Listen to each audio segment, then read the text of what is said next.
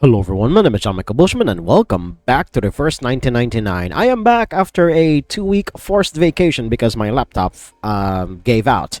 And after all the repairs and all the money that I sadly had to sink into repairing this old little war machine, we are back. We are so back, as the kids would say these days.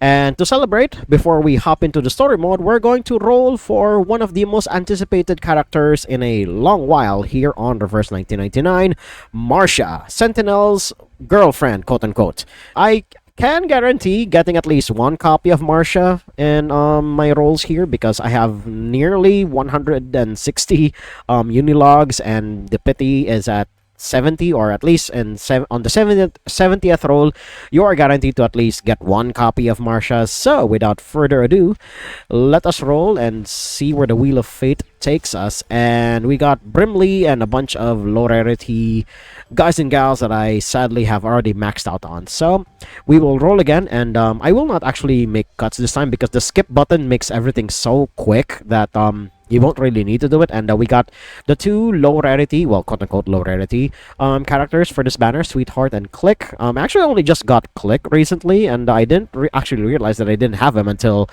I got him from a random banner recently. So there is that. So we'll keep summoning, and we'll stop until or rather we won't stop until we get Marsha. We are at 120 again. 70 is usually the cap that I stop at because we have another character to look forward to in the near future. But sadly, we're still not getting Marsha, so I'm already slightly worried, but I don't think I should be. And there we go. Oh my god, I would keep going, but we finally got Argus, so it's a card that I've also been wanting to play with, but sadly you need an entire team built around her, so there's that. And finally get more portraits for Barbara, one of my earliest healers, and more copies of Sweetheart is always nice, but Marsha is definitely the one that we were looking for. So I'll keep rolling until we only have 70 left because I'll save those for another character, like I said, in the near future. So nothing there again.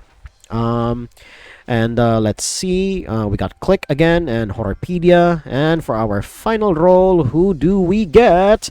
We got Diggers and Desert Flannels. So that's all of the rolls, and at least we got one copy of Marsha, so there is that. The lingering glow team that I have been building up is slowly coming into shape, and we have one more character to add to that roster once we get to that point. So let's move right back into the story. What are you talking about? Storm? The war? I don't understand. Anya covers her head, retreating backwards. If that's true, then the world we are living in, the era, and the people, everything will be destroyed in the near future. Outside, the thick smoke of the riot rises. Far away, the windows of the cafe are shattered by debris, and people scatter in all directions. And in the distant grand halls, and in the exquisite mansions filled with roses, the waltz of the great empire continues to play. Only the chosen ones will survive the storm. What about the others? Millions out there have never even heard of the storm. Yes, only the chosen ones will survive the storm. This is a trial, Doctor. She remains smiling and calm, like an uncanny portrait of her former self. Jesus Christ, the Manus Vindictae have gotten so deep into her. A person Kakanya feels she no longer knows, or maybe never did. A trial? Then who started it? Who decided the standard? You? Or the so-called guiding one? God? Or the supreme existence? Who gave them the power to decide the fate of others? Who allows such absurdities to happen? Yeah, that's pretty much the sentiment a lot of the protagonist characters say to Manus Vindictae, basically. Basically taking away free will for the sake of salvation. You know, typical villain motivation. She steps forward with each salvo in her barrage of questions, voicing the confusion burning in her mind. What is the past with the right order? If time just keeps going backwards, when and where will it stop? Never. To a time when man did not exist? Or to a time before civilization? Then why did we write poems, pursue art, and develop civilization? Why did we try so hard to make progress? What was the point of it all? Yep, this is pretty much the sentiment against Manus Vindictae. Oh my god, Kakanya, you are literally nailing it right on the head. Her chest heaves like a burning furnace, rage red hot in her face. Meanwhile, the delicate figure ahead only slightly furrows its brow. So she's like, fuck, I can't convince her. I don't understand, Doctor. The cold face tilts as if taken with genuine bewilderment. Why are you so concerned about the others? Kakanya suddenly feels a chill rising from her hands and feet. When we reach the new world, we can fully realize your dream. We will create a kingdom of freedom for everyone. As for the embers of the old world, they are like a tumor that should be removed. I care about them. Tumors that should be removed? Kakanya watches her bow. She remains standing on the stage. Oh shit. Isolde gently lifts her skirts, swaying her body as if dancing. Her voice melodious, as if singing. No one else hears the silent waltz she's dancing to beneath the drumbeat of explosions outside. Look at this painting. How chaotic it is. Look at the repression in the darkness. Look at the beasts in the people's hearts, and the maggots under the golden surface. I listen to them as they listen to me. The shadowy echoes inside the skulls, the cacophonies of chaotic colors, the smudges on the canvas of rationality, and the filth in front of magnificent boulevards. They were excised, suppressed, the top paint scraped off and replaced with an empty, monotonous white. Yet, in the end, they will be released to the fullest, to everything. She spins, performing the steps of her waltz, her skirt tracing a circle as demure as the satin shoes on her feet. As she dances, a close, cacophonous roar rises from the window. Downstairs. Is that an explosion? You...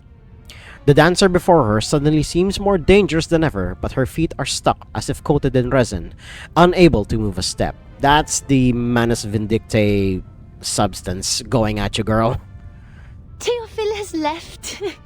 He shone like a star in the end, just as he wished. But the rest of them, with their rocks and shattered windows, are still left to struggle.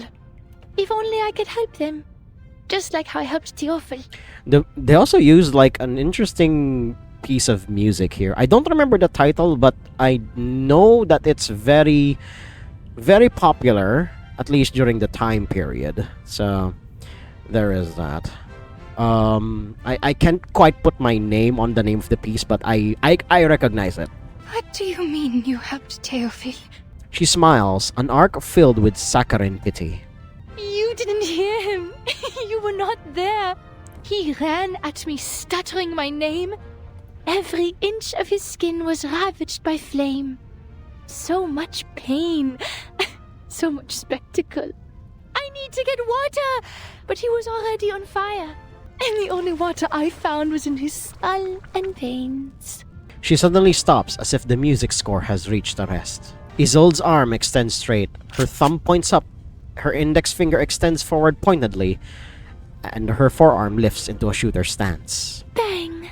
The sound of this empty gunshot pierces straight through Kakanya, as surely as a bullet. No, Miss Ditterstoff. Isolde, you shot Theophil on purpose? The doctor's lips mutter, voicing the question as if to herself, as if searching for the proof in her own memory. She still remembers the fragile trembling that filled her embrace that day, and the sensation of tears soaking her neck. So this is the truth you had repressed? The actress turns around, never before so true to life. You were right, Doctor. Lifting your repression is the first step to liberation. I am fully cured. Look at me. Did I do a good job? Once again, an explosion rocks the ground from below, and smoke begins to pour over the streets, rising into the view. This room, so rich in history, is shaken by bursts of long-aged dust. Come with me, Doctor. I am inviting you, just like how you invited me. Let's heal the world and save it together. The actress turns and reaches out, but now there is no one before her. Only an empty door. Huh? Doctor?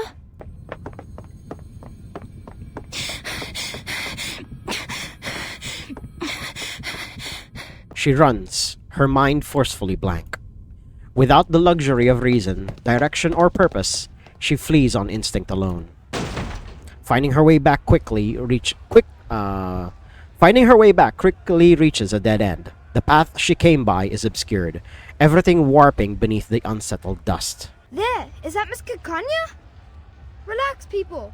Miss Kakanya is on our side. She's helped us a lot. Behind Ilich stands a throng of bizarre figures. Immigrants without residence permits, workers who can't pay their rent, farmers who have lost their land, traders who can't afford their wares, critters with nowhere to go within the city. What are you doing? A gentleman from America said we could do something big here. So I gathered everyone.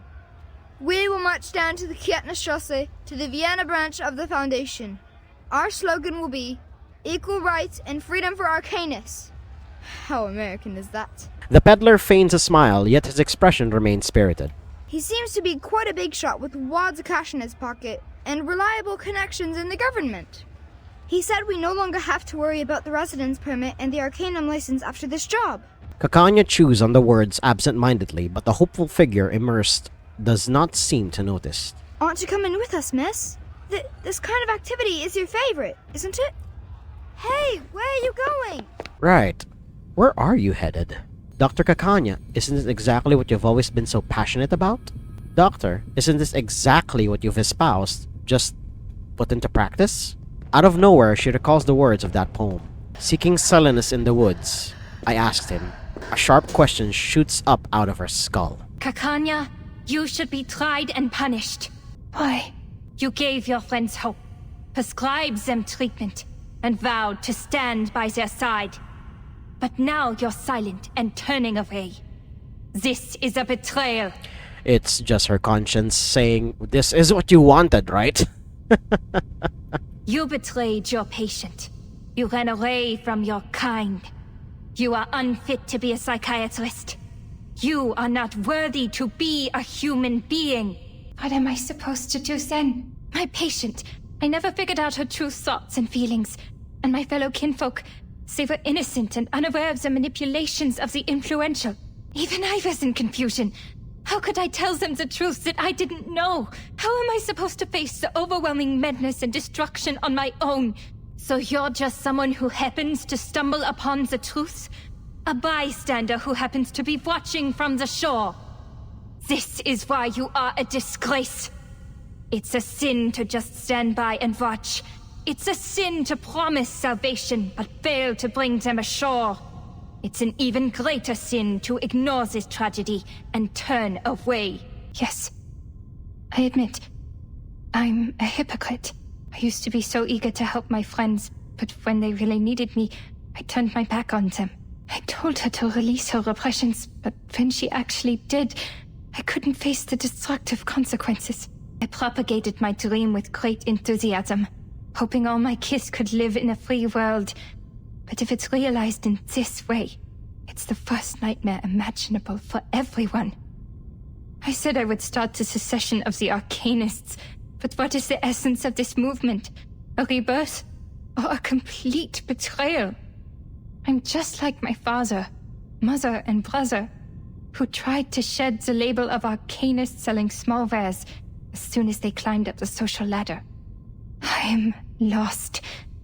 So please, tell me, what should I do? The reply is nothing but a cold laugh. You already know, don't you? Wer wird im Regen verschwinden? Wem wird das ewige Glück gewährt? Die Gnade von oben und diese Leere, das Aufhören der Existenz. In a daze, she stands in the middle of the ring road, letting the chaos pass by around her. A stone debris from another explosion flies toward her, but her stance remains unchanged, as if oblivious or welcoming of it. Miss Kakanya! Oh, it's the baby! The stone suddenly changes its trajectory. Her body is pulled away, and the figure shaking her is a familiar face. You are fine. Thank goodness. I've been trying so hard to find you. I mean, it's not exactly hard to find Kakanya. Just look for a bright green coat. I have something important to tell you. The young assistant clutches the doctor's sleeve tightly. A catastrophe is about to sweep across the globe. But there are still things we can do. If it goes smoothly, perhaps we can save plenty of lives. The field agent squad cannot make it this time. They have a more urgent mission. But the Vienna branch already requested support from the army, even though we haven't told them what is happening. They are irritated by the blatant attack. We'd better use the power of the era now. Hoffman clips a Laplace-issued communicator back on her waist. Only one question remains. Is the source of this intel reliable, Marcus? Are Isolde and Heinrich really playing in the premiere of Tosca? She questions her assistant, but her gaze is fixed on Kakanya, who sits there idle in thought and action. Yes, it may sound a bit absurd, but that is Miss Kakanya's inference. It is you who asked for cooperation. I've done what I can and told you everything I know. She hangs her head, her voice uncharacteristically dispirited. Unless the show is cancelled, Isolde will show up. She is a perfectionist when it comes to her work. If she shows up, so will Heinrich. Neither of them is under bounty, and the upper class loves her performance, so it's not hard for them to guarantee a show, even in these troubled times. I know her well. She will be there. Oh, you know her, all right. If I know her as well as I think I do. Kakanya says nothing more, and her eyes fixed on a curtain, locking into a trance. The opera is about to begin. The audience pass through the aisles and take their seats on the soft chairs. Madam Hoffman, what mission is the field agent squad dealing with? Marcus speaks up, trying in the matter of her books on conversation to ease the momentary awkwardness. Assassinations. There has been an outbreak in the Empire over the past 3 days. They are sent to guard the important people. We're out of manpower right now, so don't expect any backup. But don't worry.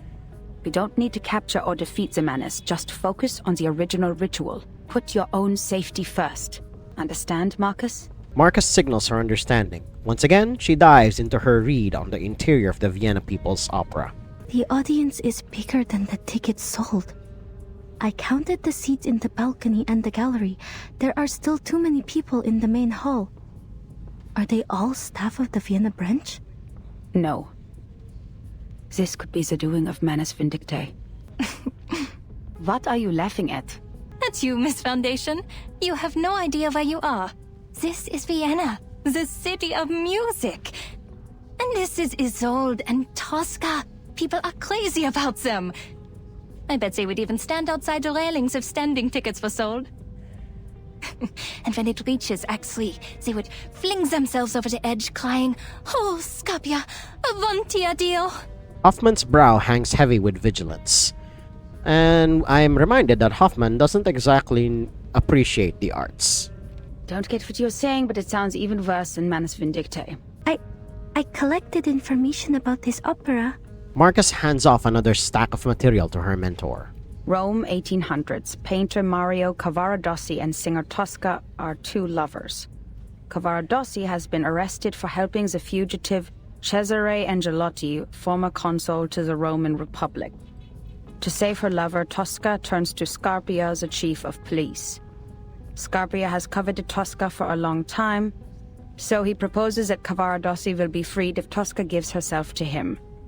Tosca submits to him, but when he tries to embrace her, Tosca stabs him in the heart with a dagger. Oh, for heaven's sake, how did you make that sound so boring? Kakanya stands up, unable to bear the indignity any longer. She reaches out, snatching the stack. I don't think you should read the script ahead of time. It takes away all the surprises. Just let the singer guide you and immerse yourself in this world. Isolde is very good in guiding the audience. She's the best there is. Glazing her girlfriend there. But she grips the script tightly, ready and willing to defend her beloved play. In spite of everything, somehow you're letting this one pass. But it's Isolde, so we'll see. As a seancer, her incredible arcane skills allow her to act like the characters themselves on stage. She can do all kinds of voices, even those that seem physically impossible. When she does this, she becomes a completely different person, taking us to a world beyond reality. This is why the Manus wanted her. She is that powerful of an arcanist. It'll feel like witnessing a miracle firsthand. She realizes her behavior is, for the moment, quite grossly inappropriate. Yeah, you are fangirling like nobody's business here, Kakanya. She slinks back down and removes her glasses, holding them in her hand. Sorry, I got a little excited. Whoa, Kakanya without glasses. Holy crap, I did not think I'd see that. I did not think they actually pulled through with that one. Holy crap. So, this is how much I looked forward to this opera. For reasons. She trembles as her hands reach up to grasp her forehead, her voice falling into a sob. Marcus hesitates, but eventually reaches out, placing a hand on her shoulder. I'm sorry. I know you still see her as a friend. Friend, in very, very heavy quotation marks. No, I'm just thinking. I thought I knew my friends and my kin, but really I had no idea what they were truly thinking. Even with this mirror and all the psychological theories. I am like Pandora who opens a box without knowing what was inside. Was it hope or destruction? That sounds dark. But I also think perhaps we can never truly understand one another. But things won't get any better if I give up because of it. Kakanya shakes her head, rubs her eyes forcefully, then puts on her glasses once more. I cannot turn my back on this. Don't worry about me, Miss Marcus. Now that I am here, I will fulfill my promise. I will stop her.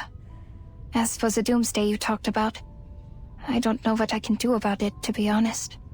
All I know is, if I don't stop her today, every day of my life will feel like doomsday. No matter what happens from here, the show has begun. The lights dim just as she had scripted it. The black-haired opera singer steps to the front of the stage. Please, enjoy. Even if the world ends tomorrow, we still have a show to enjoy.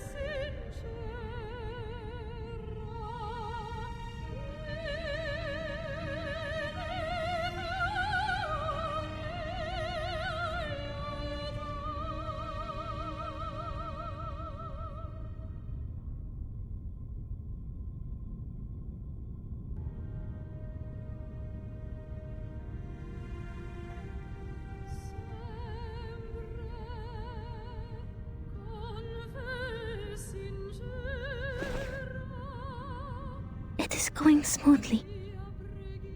Looks like Isolde is going to finish the show. But how did she get on stage? No one saw her backstage. A secret passage, like at the exhibition. Marcus, keep an eye on Isolde. I'll go find Heinrich. The branch staff will take action as soon as she comes off the stage. I'll talk to you on the intercom. Hoffman rises from her seat. The surrounding audience look at her disapprovingly.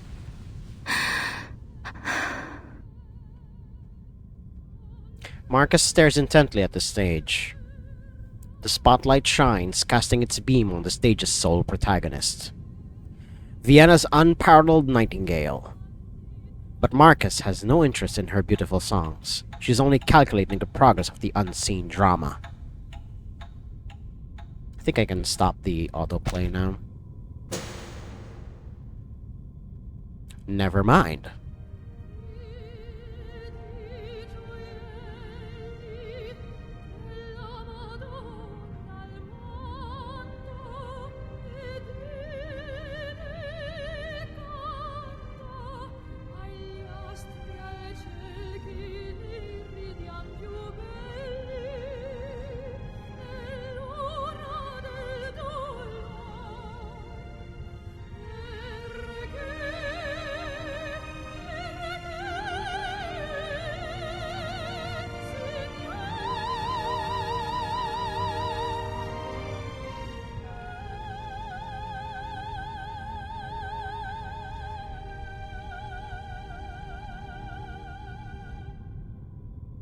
This is the second act. Scarpia, the chief of police, will propose a bargain. Tosca will pretend to submit and request safe conduct for her and Cavaradossi. When Scarpia signs the paper, Her focused state narrows her vision. Marcus can even feel the slight tremble of the star's hair as she sings.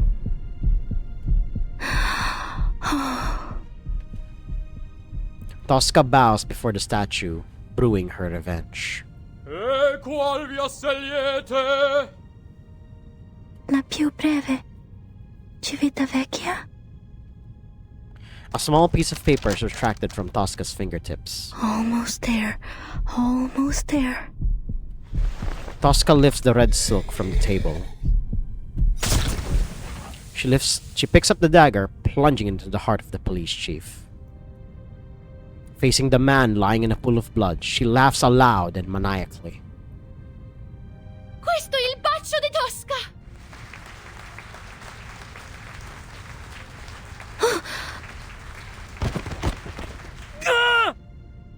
Wait, something's wrong.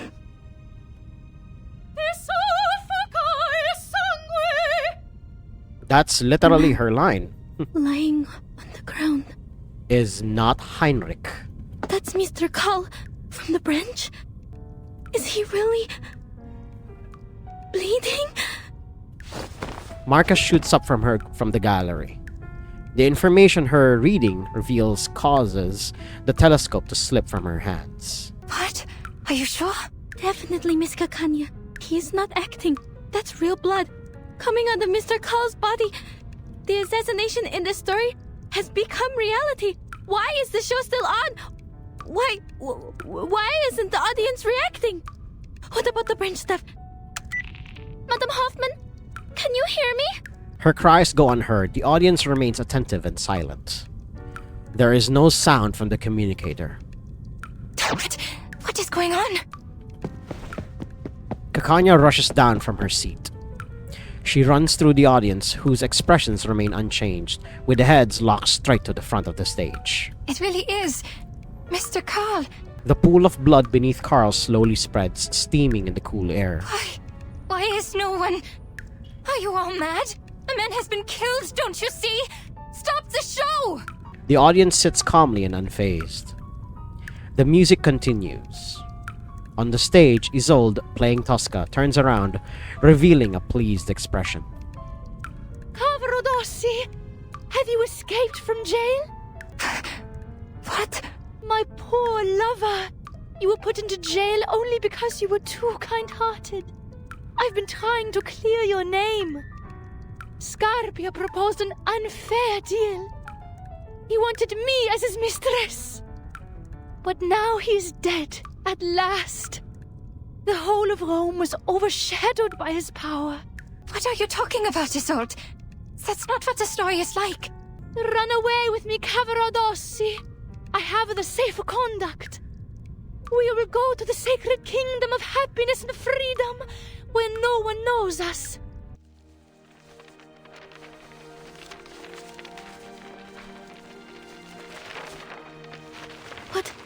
What are these? Oskar Pochurak poisoned to death. Resnik shot dead. And Hudnov assassinated. King of Greece assassinated. Archduke Franz assassinated. All these assassinations at the same time?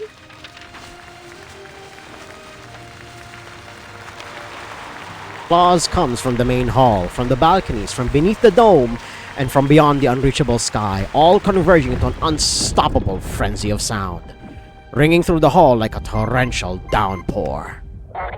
Plan. I have a code red. Evacuate immediately. Their faces are distorting like those paintings. So what this is revealing is I have completely wrong information, or I misinterpreted said information. Kakanya was not responsible for the assassination of Archduke Franz Ferdinand that sparks World War I. Instead, she's just witness to every major assassination during that freaking time period. Jesus Christ. Is this also some kind of mass hysteria, or The opera house is bizarrely noisy and the people within are restless. Anyone seen my glasses? Could you pass them to me? Oh, they've grown on my eyes. Don't mind me. The cheering crowd stands on their chairs, clapping uncontrollably, shouting with maddened fervor. Questo è il Baccio de Tosca! Come, friends, Keith and Keen, take your daggers and get up there! We will all kill our own Scarpia! Those so-called upper-class people don't deserve the best seats! Visitate? Visitemore! More and more people leave their seats, some shouting as they step up and over to lean over railings and into the aisles. The music still plays and the curtain has yet to fall. Splendid. I can almost feel the blood splashing on my face. There's no doubt this is art. The way in which reality replaces fantasy. I've never seen a show like this before. Zilla, Orf, what happened? Have you got blood on your faces too? Is this part of the show or... Wow. And he died. The crowd blends like a thick oil paint, surging and washing over every corner of the opera house. they're killing each other in a frenzy. Is no one noticing this? No, they are under a very powerful ritual of the Manus Vindictae, Marcus. You'd better get out of there. Madam Hoffman, I have an emergency here. Marcus stumbles, knocked over by the frenzied crowd, and the connection to her communicator is lost. No, I can't hear anything. The crowd won't let me leave. I need to make way myself. Someone rushes out from the shadows, drawing a sidearm. Quiet! Be quiet! Go to hell, you terrorists! If their arrival had meant to bring order, it succeeded in only making the scene that much more chaotic. Gunshots, screams, roars, and bellows all meld together. A few staff members from the Foundation branch weave through the crowd, but they are either infected with hysteria or swept away in the flood of people. Marcus dodges awkwardly among them, like a leaf in a rushing river. I need to disperse them. At least open up the exit. Marcus, what are you doing? I said evacuate. Hoffman hurries from the other side of the curtain, pulling Marcus away from the swarming crowd. But people are dying. It is our duty to... I just got a message from the headquarters. The Timekeeper has issued a 24-hour storm warning. The Manus has carried out several assassinations on the same day. The instability of this era has reached the critical point. Which means the storm is coming. And they can no longer do anything about it. Marcus collapses to the ground. Slowly, bewilderedly, she begins raking her hands through her hair. No way. The storm... It was me. It was me. It was me who started the chain reaction. It was me who leaked out the details of the island. It was me. Get a hold of yourself, Marcus. A pair of strong hands pull her up from the ground. This is a storm of time. Compared to the chaos it causes, you and I mean nothing more than a pebble. It happened many times before you did anything, and it will happen countless times more. The errors in history will disappear again and again, and so will the people. The situation can't get any worse. As harsh as that sounds, that's unfortunately the reality. Especially when it comes to stories like this, where time is a very malleable piece of clay. Yeah, stories messing around with time tend to basically be like this. The only thing we can do now is to find the ritual that grants immunity to the storm. It's the only way to save more lives. The Foundation has issued the evacuation notice. All staff must return to the headquarters before the storm arrives. The closest evacuation point is Vienna Central Station. They will pick us up there in 2 hours. Marcus recalls the map she saw on her way with picture clarity. It takes less than 2 hours to get... I know. There are still things we can do before the storm truly arrives. But the enemies are probably much stronger than we are, and there will be no backup for us. Not far away, the head of the Vienna branch lies slain, his face wrenched in horror, a testament to a crime. Below the stage, people in fancy dress, uniform, costume, all roar and surge about, forming an indistinguishable mass. He once told me what really scared you was not a threat to your life, but the possibility of dying ignorant. I think I understand what you mean now. I don't want that either. I don't want to go back to the headquarters without doing anything at all. Well said, Marcus. Let's go. Find Heinrich and Isolde. They might know the ritual or have the clues we need. We can still catch the last train if everything goes smoothly. Hoffman expertly loads her weapon again, and Marcus grips her lamp tightly. Kakanya is not with you? Miss Kakanya ran up to the stage. She and Isolde... Beyond the shoulders of the crowd, the green figure has disappeared from the stage. Marcus squints, inspecting the curtains and stage props. Heinrich has enchanted all the props. There must be a hidden entrance to the secret chamber. I am sure. Miss Kakanya and Isolde are still in this theater. Come here! The deep purple glow of an incantation radiates from the darkness. Hoffman pulls Marcus back by the shoulder. The incantation flies past her hair, singeing it. There's our man. The familiar figure of a gentleman flits into the scene. Heinrich! The opera is silent. No audience, no music, not a word or note from any actors. A space to think. Isolde! Cries echo from behind the curtain. She opens her eyes as another protagonist leaps onto the stage. Doctor! Okay, so before we continue, we are going to reach what is possibly the climax of the Vienna part of the story, but before we continue, at the moment, there is a new main story chapter that came out that included Marsha, as I showed you guys earlier in the video, and she is part of that story. Unfortunately, I'm only on chapter 6, and I want to get to that part organically. But before we do that, we're going to tackle one of the events that involves the math cult on that island that contains 37. But we will do that once chapter 6 is over. But for now, we're gonna go back and see the confrontation between Isolde and Kakanya. What is it that you want, Isolde? I thought the Foundation was exaggerating the truth, but you are... Are you mad, Doctor? Because I killed Mr. Carl? I thought it would make you happy. Happy? Why would I be happy? Because he was a boastful man. His ideas were at odds with yours, and he contributed to the repression of this era. A bureaucrat you hate the most. He treated us like stains on the wall to be covered up in shame.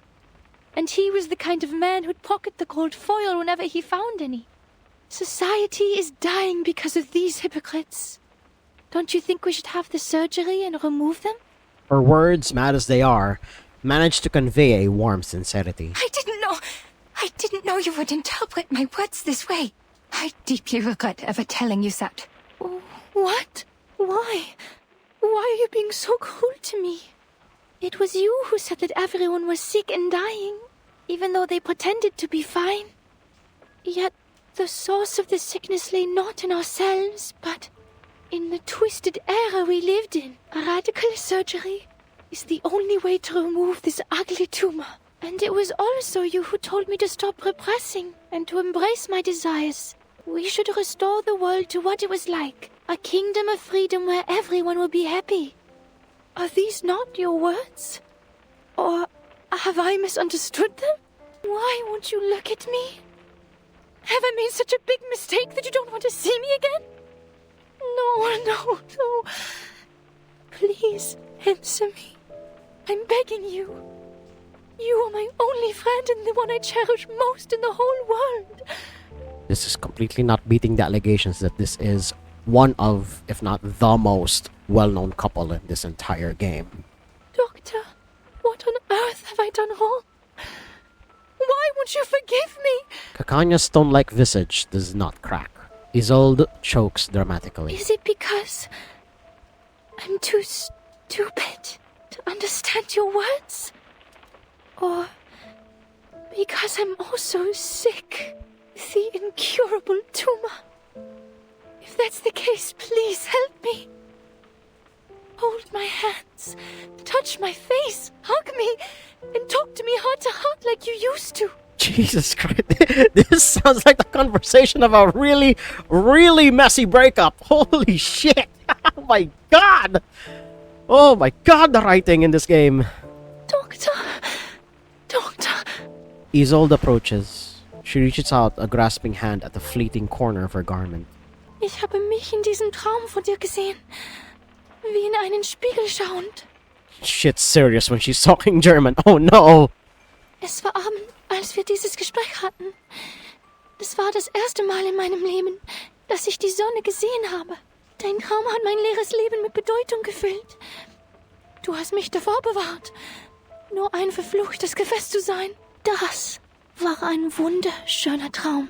So schön, dass ich vergessen habe, wie hässlich ich bin, während ich ihn betrachtete. Ich versuche nur, einen Traum zu verwirklichen. Ist das falsch von mir? I never thought you would commit a crime over my words. Crime? You mean what I'm doing right now? You don't like it? She steps forward anxiously, fearing she might miss something. The Foundation knows all the truths. Yet they won't tell us anything. That's why we have to release everything they repress. The news, the hysteria, the riots, the chaos. That's what Manus Vindicte told me. Is this not like your dream? Did I misunderstand? Because Manus Vindicte twists it. What? What in the world did they tell you? A Faustian bargain unlike any other. They told me the method of salvation, Doctor. They gave me the opportunity to save your loved ones, the world, and your dream. The fall is painful. The space below the stage feels unexpectedly vast. Oh, they found the hidden room. Where am I? Enormous props fill the back area, with black and white shadows painted directly onto the floor, forming another stage beneath the stage. A familiar scent lingers in the air, prompting Marcus to rub her nose. I've smelled this before. Welcome, Angelotti and unknown lady from the Foundation. Welcome to the small beginning of our new world. On the stage, he still gives a perfect impression of a harmless gentleman. I knew he was sus from the get-go, but I didn't know it went this far. Oh, sleeping bullets from Laplace. You almost hit me, miss. I can't let you through, though. Not now. The leading actress is busy. Heinrich complains, hopping to the side and out of the bullet's path. The curtain has been raised, ladies, and the show is about to begin. Why not open your hearts before the lights come on? Let's sit down and have a civilized conversation. The next bullet fires through, but the air is so clouded with dust that the target had already moved before it struck. There is no need to negotiate with a terrorist. You will have a chance to talk to our specialist after I take you to the headquarters. A terrorist? You wound me. I now wonder where a series of dusks happen within this timeline. I'll have to reread, or rather, I have to read, because I never really read it, the entire cutscene pads that that game mode has, because I already unlocked all of it, but I now just have to take the time to actually go through it all, because this is the exact same backdrop that they used during one of the boss battles. Is it because I wear the mask of Manus? Because I revealed the truth you've been hiding? Or because we accelerated the storm and made this era end earlier than expected? All of the above? A glow of arcane skill breaks through in response to his query.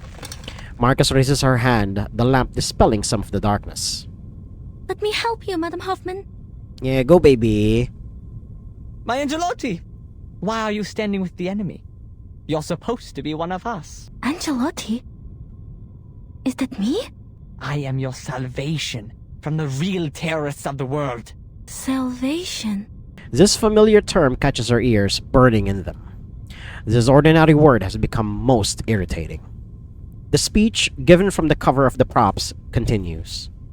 Angelotti with a full case of books. Tell me, of all the books you have read, and all the documents you have worked with, did any of them mention the catastrophe that suddenly broke out in the summer of 1914? The scourge of the 20th century? The real history? You have such a kind heart, Doctor. Yet you don't know the truth. How are you going to bear the pain when you do? Theophil set himself on fire. Ben hung himself to death. Emmanuel laid himself on the railroad tracks. Are they the suicide cases in Vienna? They all came into contact with the menace? Isolde tilts her head back, laughing brokenly.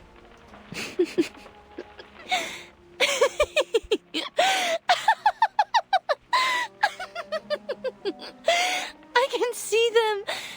I can hear them. The ghosts of future history haunting the city from above.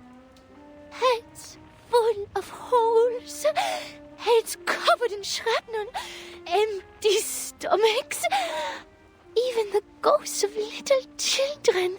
I can see them all. Cities bombed to the ground. And trains full of people headed straight for death. It is coming. It is coming. By then, the guts hanging from trees will be more vibrant than spring flowers. There will be bullets, helmets, scars. Wir haben keine Zukunft, Doctor. How I wish it were a farce. A farce that claimed the lives of more than 10 million people. A farce that dozens of leaders decided to take part in. Ben, a dear friend of mine. He played the best Fantasia in A minor ever, but came back from the battlefield missing an arm and a leg. Yep, it's... oh my god. Referring to World War I indeed. He remembers that day when the generous Mr. Forget-Me-Not stepped across the deck, his questions stifled by a stack of thick letters. And Emmanuel. His hands were born to write poetry. But he was sent to the front and dug trenches until he died of disease. When did Emmanuel stop painting? How... oh god. He could not even recall his old friend's handwriting. It was all blurry now. That was, good god, I did not think I would have that much difficulty in reading that sentence. Only his anger remains vivid. Our hands are meant to hold paintbrushes, play pianos, and write stories. But they end up in gunfire because you narrow-minded hypocrites keep inciting them to violence. We've already suffered for our gifts. Now we have to watch our talented friends sacrifice themselves for man's childish tantrums. Ladies, you know all of this. Yet you call us terrorists? Having been quiet for a worrying amount of time, Hoffman coughs up a mouthful of blood, dragging attention back to her. Hoffman clutches her chest, falling just short of collapsing to her knees. Her face is now deathly pale, and Marcus watches as the cold face she wears contorts with streaks of pain and unease. Madam Hoffman? Madam Hoffman! Heinrich continues to speak, entirely unconcerned. He points at Hoffman. The real terrorists are you, humans. Sie haben diesen Krieg begonnen. So, we got a couple of very heavy revelations. Well, just one that, well, World War I should happen. But Manus Vindictae is helping it happen. Jesus Christ. I'll have to brush up on history to look up the names of the other people that were killed that sparked World War I, but the one that most people tend to know is Archduke Franz Ferdinand, because that was the tipping point that just made everything into what it is. And stories of World War I are very few and far between, and from this game, I learned a lot more about World War I than the more popular World War II. So, yeah. We're gonna cut it here, because good god, I have to digest all of the information that I just that was just given to me, like that slapped across my face. But if you guys like what you saw somehow and you want to see more, hit like, comment, subscribe, and share this among your friends. And until next time, toodles.